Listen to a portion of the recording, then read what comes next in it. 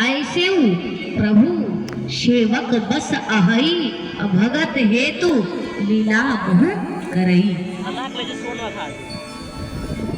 हमको तो इस चौपाई से स्पष्ट होता है कि हम लोगों को ज्ञानी बनना चाहिए कि भक्त बनना चाहिए, क्या बनना चाहिए?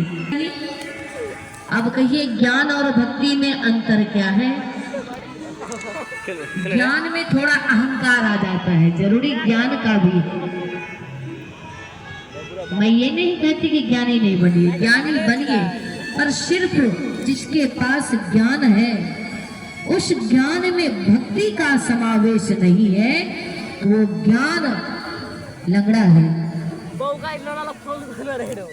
वो मदान हो जाता है, अहंकार आ जाता है। और मेरे ठाकुर जी को अहंकार कतई पसंद नहीं।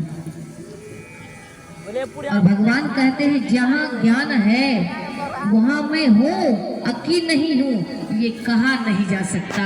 लेकिन जहाँ भक्ति है वहाँ मैं 100% हूँ।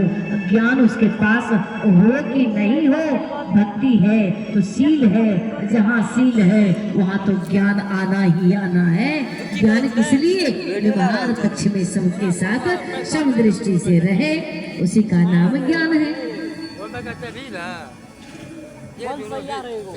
तो हम लोगों को अब अंतर क्या है, कहाँ है, ये बताती हूँ। अंतर इसलिए ज्ञान भक्ति में थोड़ा सा है।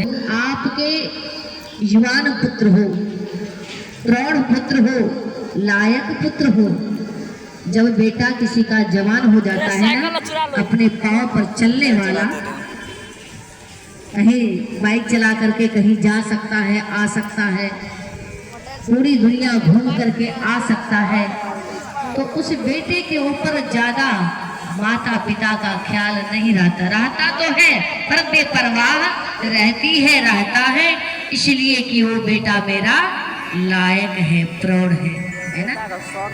जो बेटा नन्हा सा छोटा सा है, माँ पिता के ऊपर समर्पित है, ऐसे बच्चे के ऊपर माता पिता का ज्यादा ख्याल रहता है।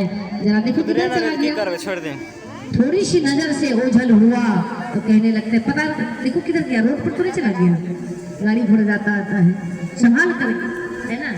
कहीं दीपक तो नहीं छू लेगा, कहीं गर्म मार में तो हाथ नहीं डाल देगा, अग्नि को तो नहीं पकड़ लेगा। ऐसा होता है कि नहीं? प्रैक्टिकल अनुभव की बात है। तो ऐसे बच्चों का ख्याल माता पिता रखते हैं। माता पिता के ही भांति ईश्वर, ज्ञान बंदर है, बंदर के समान है, और भक्ति बिल्ली के समान है।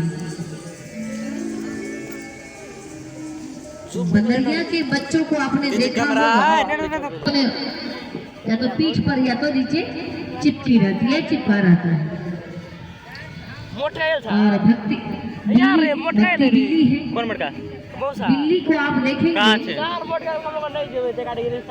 अगर कोई व्यवस्थित जगह पर उसने जन्म दे दिया यदा कर, तो जो उनके लिए अच्छी व्यवस्था जहाँ होगी वहाँ ढूंढ करके, चाहे उसके लिए उसको 7 घर क्यों न जाना पड़े, 7 घर क्यों न लागना पड़े, वहाँ जाके इस तरह से पीठ में पकड़ेगी कि देखने वाले दृष्टा को लगेगा कि दांत कहीं पीठ में गिर न जाए, लेकिन इस तरह से संभाल करके ले जाती है कि चमड़ा भी पकड़े और कोई जख्म भी ना हो, ले जा करके सुरक्षित स्थान पर रखती है।